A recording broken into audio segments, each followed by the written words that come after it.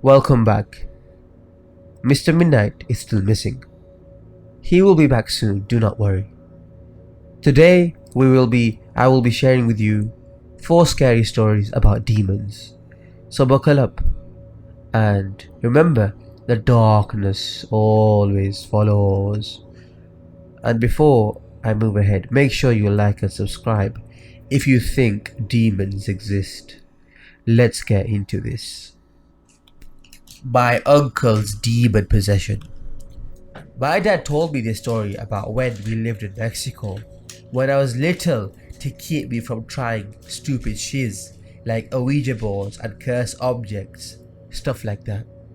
When my uncle was about 15, he had been walking on a trail leading to a forest when along the way he saw a middle-aged lady who told him to stop walking the way he was going. My uncle, being young and kinda stupid, had ignored this and continued to walk the path he was on. As he continued, he began feeling like something was watching him or following him and began seeing weird stuff at the corner of his eyes. I guess that's when my uncle decided to head back because he started to get a little spooked. Right halfway, my uncle had been acting out of the ordinary. He was more aggressive and angrier, which was strange because he was a relatively calm dude. To the point where he started to flat out threaten everybody in the house, which consisted of, "I'm gonna kill all of you," or "You're all gonna die," in a voice that knew was not my uncle's. Eventually, he started to get physical, throwing chairs, attacking his brothers, including my dad, and overall being a nutcase. My grandma right away called the priest, believing he was possessed. While the priest was performing an exorcism, whatever was in my uncle had started to struggle, spit, make threatening gestures, you name it. Whatever was possessing my uncle turned to my dad and said, "One day I'm coming back to kill you." Yikes. My true scary childhood stories. All of my life, I've had a ghost or a spirit or a demon, whatever you want to call it, but have lived in a lot of different houses in my whole 16 years of life.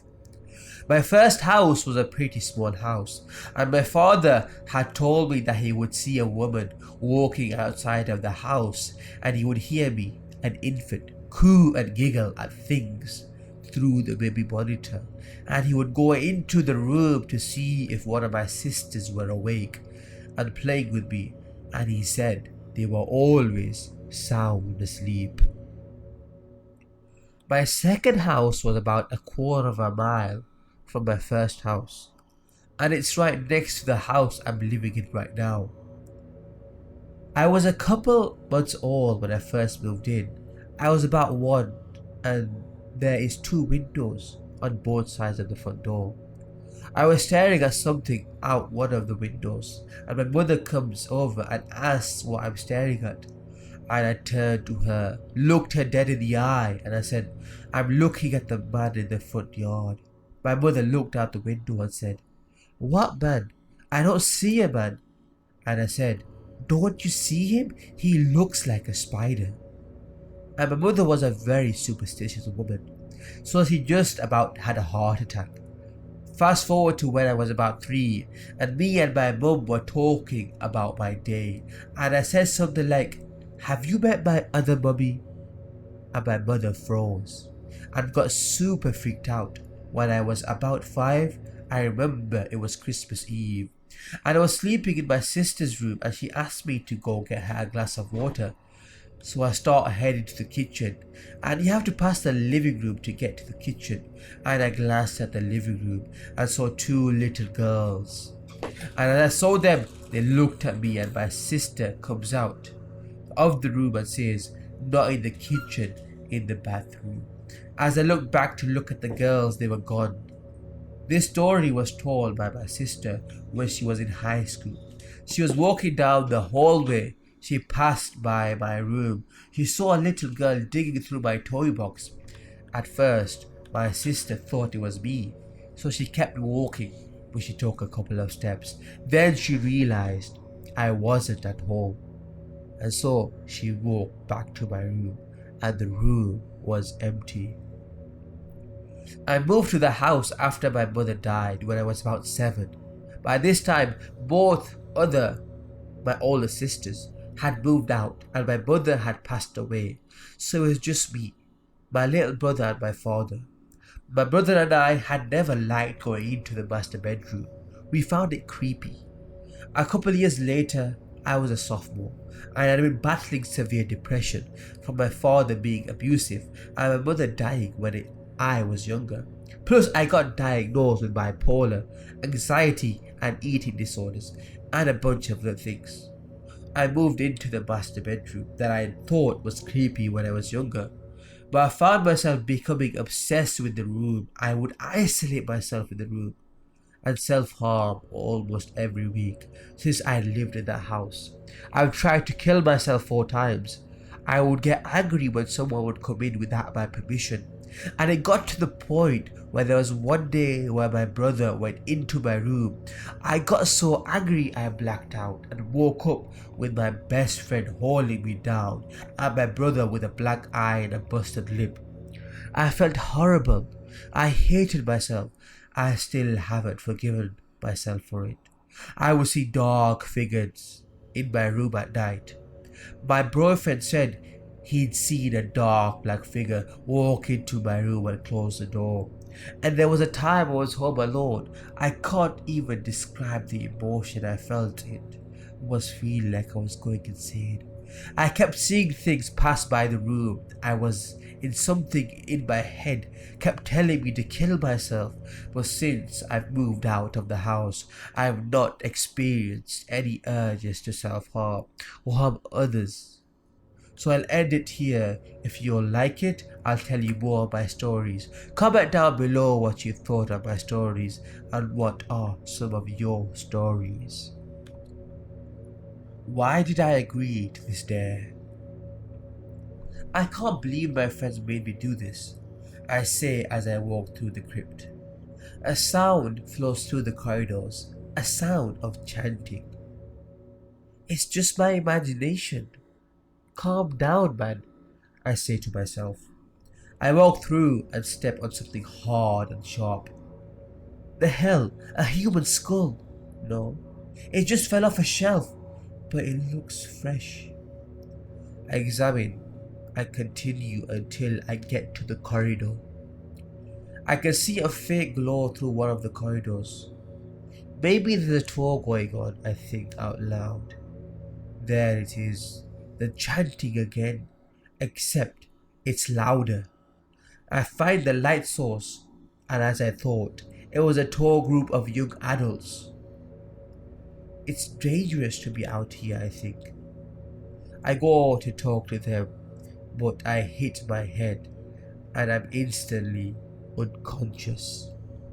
As soon as I wake up, I look for light and see a torch. I shine it and is that blood? Holy shiz. I think I'm gonna throw up. Their organs are strewn across the cold damp floor. Looks of fear and betrayal in their eyes. Some of them don't even have eyes. Some of them are missing limbs or have only bone. I can't believe this is happening. I run as far as I can. I soon realize I'm running further into the crypt. I turn around to run out, but I can't remember which way I came in. I have to find a way out. The chanting is back. I don't understand how, but it's even louder. I follow it, but it stays the same volume, like it's right next to me. I start running towards it and come into a dark room with drawings made of blood on the wall and candles in a neat circle. Something in the middle is making the chanting. I turn my torch on and holy my friends, they're in a kneeling position, chanting. But they can't be. Their jaws are broken.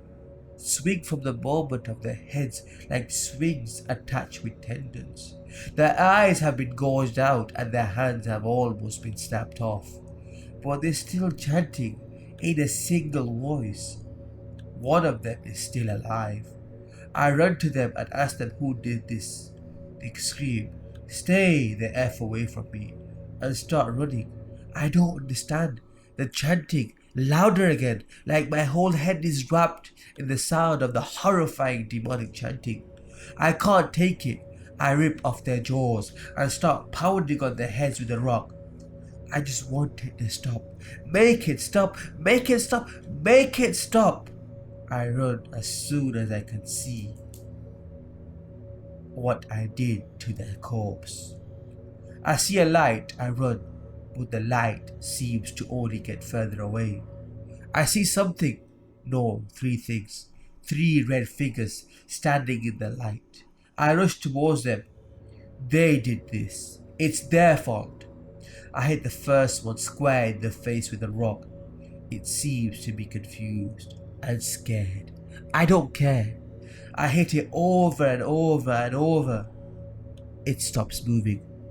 I made a demon stop moving, and it felt good. I proceed to break his legs of the other two, then drop the rock on one of their heads and break the other's neck. The second one survived the rock and now it's getting up. I jump on it and press my thumbs in its eyes until I hear a pop. I then crush its head. I run through the light and don't stop running until I'm home. I go to wash myself and I see the mirror. No. No. I can't be. I can't be one of them. I have to die. I grab a gun and 9 people were found dead in the crypt. 6 were in a tour group and the other 3 were friends of the killer. The tour group seemed like they were killed with bare hands. The killer then dragged 3 corpses to a satanic worshipping room, hidden deep in the heart of the crypt. The friends of the killer were found near the exit of the crypt, all mutilated in horrifying ways. The killer was found dead in his bathroom from a gunshot to the head. The police are investigating why. I send my apologies to the families involved in this. The night alone. I have 2 brothers that live with me along with my single mom, so usually I have company. But on this night, I was lucky to be by myself. My mom was somewhere with friends, I assume. My older brother was out drinking, and my younger brother was with a friend spending the night. I have been watching The Twilight Zone most of the night, along with scary YouTube videos. Usually, they don't bother me, and this time was no different until I went into the kitchen. Something was watching me. I could feel it. I shook it off as paranoid thoughts. I opened the fridge and saw that there was a lot of beer and other alcoholic beverages left. I'm not much of a drinker, but my boredom got the best of me and I started drinking them. I was watching the YouTube videos again, this time about ghosts, when that feeling hit me again. I had drank enough to do away with my motor skills, so I got up and stumbled, but looked around and asked whatever it was to show itself. Nothing happened, so I shook it off again and went back to the videos, syncing my phone to the TV so I could get close and drown everything out with noise. I then started to hear a girl screaming. I assumed it was a part of the video as I turned the TV down, but the screaming was still just as loud as it was hurting my head. I covered my ears and went to go outside, stumbling the whole way. As I opened the door, I noticed I didn't feel any temperature change like I expected. It had been a cold night, and earlier when I let one of the dogs in, It chilled my exposed skin, as I was only wearing shorts and no shirt. I was shocked to see that I was right back in my living room. I couldn't believe it, so I turned around and opened the door again. Still, I returned to my living room. The screaming was now as loud as ever, and I covered my ears, sinking to the floor, almost to tears with the cold door on my back. I closed my eyes and sank into a sleep somehow. I awoke on my couch, and my phone was on the floor. I thought the happenings as my dream. I grabbed my phone and it had a text from a named contact that read, "Him." Along with the text reading, "There is no escape. We have come to claim your sanity." Then I could feel the eyes on me, and I ran to my room, which is only separated by a curtain on a rod. I fell in my drunken haste through the curtain and landed in my bathroom on the tile floor. I got up and went to the window as the screaming started again. I ignored it the best I could, but it was so loud. I broke the screen and crawled out, feeling the cold night air on my skin as I fell. It was dark, and I seemed to fall forever. To my horror, a face appeared in front of me. It was human with sunken eyes that had little white lights in the back and twisted long teeth that showed through its smile. I went to scream, but it was cut short as I landed hard on my kitchen floor. The wood under my face felt oddly warm, and I put my hands under me to support myself to get up. Then the carpet started to move as it was breathing. I ran into the living room right ahead of me. It was the actual living room. My heart was pounding as I couldn't believe what was happening. I got another text and I pulled out my phone to read the him contact had sent me another spine-chilling message. This one read, "There is no escape. Check the time." Sure enough, my phone's clock read 9:30 p.m., the time it was when I started drinking. I pressed the call button and didn't even ring as a voice that was gruff spoke through the speaker. "We know how to take you. Just give up." I looked around as I heard scratching from every direction. My heart felt as if it was about to burst, and my head was throbbing. I was dripping a cold sweat as fingers poked through the wall. They were bloody and unusually long for human fingers. I tried the last room I could, my mum's room. I went in there to find the creature in complete darkness, its smile dripping with a dark liquid that flooded the floor. Small hands shot through. Rats fell from the ceiling and on my shoulder. I started screaming, but nothing came out. I could feel their warm, wet fur on my shoulder and hear them. I started kicking and thrashing at them. Then I looked back at the creature as it opened its mouth to send more ooze onto the floor. The hands crawled to small, proclaimed dolls. The soulless glass eyes looked into mine as they in unison made a giggling sound that had transformed into a demonic laugh. I started to walk back as their eyes started tearing blood, but their thin smile stayed. The rats were crawling at my feet as I turned and ran, the creature in the middle of the room, not moving. I was back in the living room and slamming the door behind me, crying in fear. Then I felt a hand on my face, cold as ice, as it let blood drip down my cheek onto my chest. I leaned forward and screamed, crawling away from it. I looked around, sobbing as I saw the fingers now had arms and hands. They were muscled all the way up to their wrists. The room seemed to breathe as it expanded and shrunk. I could feel a hot air come from the open doorways that seemed to burn my skin. I crawled to the bathroom and ended up in my bedroom. Bright red eyes seemed to cover the windows, and the screaming started again. I was scared, confused, and hurting from my head to my overworked heart as I backed my back against the wall and covered my ears, crying. I felt a vibration on my leg and pulled out my phone. It was him. The message was sent, and it gave me a bigger panic. It read, "This is only the beginning."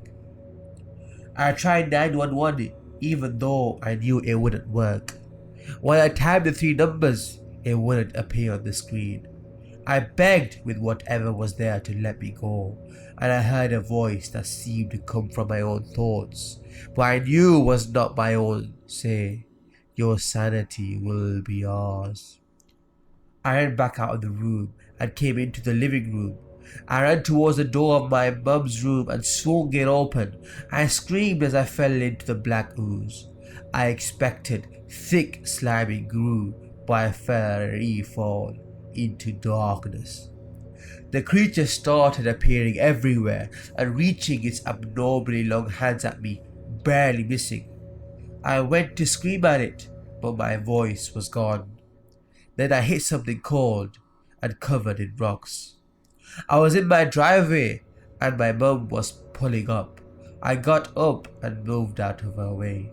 She asked why I was crying, but smelled the beer and put it off as me being dramatic. I begged her to not go inside, and she ignored me walking in the door. I followed her as she went in with nothing happening. I followed, then the creature smiled at me from the ceiling, and I was back in the basement. I heard my mother's cry for help as it tortured her for what seemed like days, sending body part after body part. Here I lay on the cold cement floor after what feels like weeks. I haven't gotten anything to eat or drink from the creature. He leaves me down there in my drunken haze. My phone still charged with the time 9:30 p.m. at the top. My mum's head on a spike as its twisted features stuck in fear, staring at me. My brothers had returned home. I could hear them, but they were spared. I could hear the cops search the house. I could hear them in the basement, but could not see them. I screamed and screamed and nothing good happening. They found Mum's body, but no head. I could hear them and how they blamed me. I've tried to kill myself at least 100 times. Every time appearing in the damp dark hell with that damn monster grinning at me. He talks to me. He tells me I can help him rule.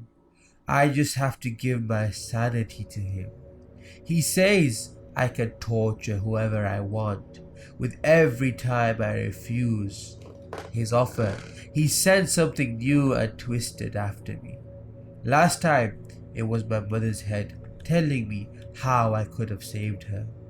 It then opened its jaw to where I could fit my head in it. It then let locusts out, eating me alive.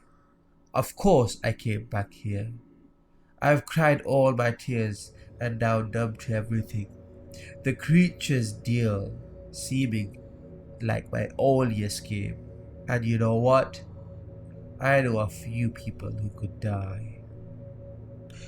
Well, now I'm going to be mentioning the authors and reviewing each story. So the first story was by a press twig, and it was titled My Uncle's Demon Possession.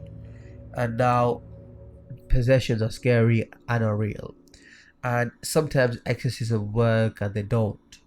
And yes, when these demons possess you, they have reasons of possessing you. Maybe they like you, maybe they don't like you, that's why they possess you. Maybe someone sent them. So getting rid of them is hard because, people and demons are like us, meaning they have feelings and emotions. Maybe they don't like you, so they want to annoy you and hurt you and harm you. So yes, going to a person that can get rid of them is very important. I rate this a 7 out of 10. It's very short but very scary. The second story was my true scary childhood stories. This sounds like is scary. Houses are scary, to be honest. I don't know why. New houses, definitely.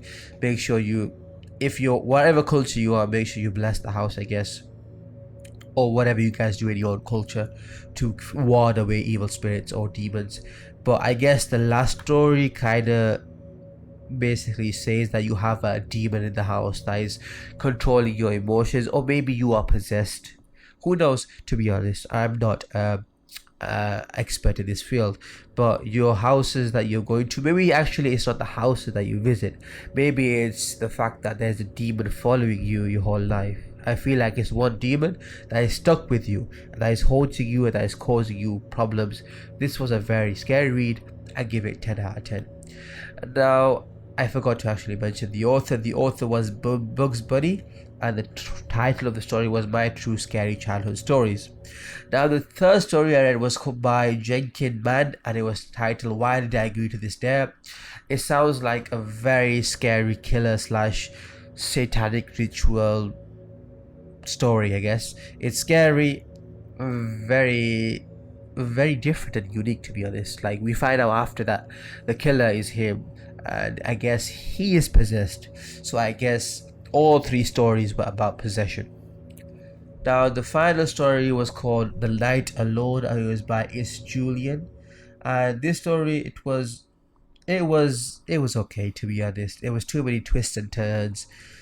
I feel like, to be honest, the guy's possessed as well, or he's too drunk to know what's going on, to be honest. I think it's the latter. He's too drunk, to be honest. I give this one a 4 out of 10. I didn't enjoy reading this one. But it was a good written story. I didn't enjoy it. And that's it for today. I hope you guys were scared. I'll see you again very soon. And always remember, the darkness always follows.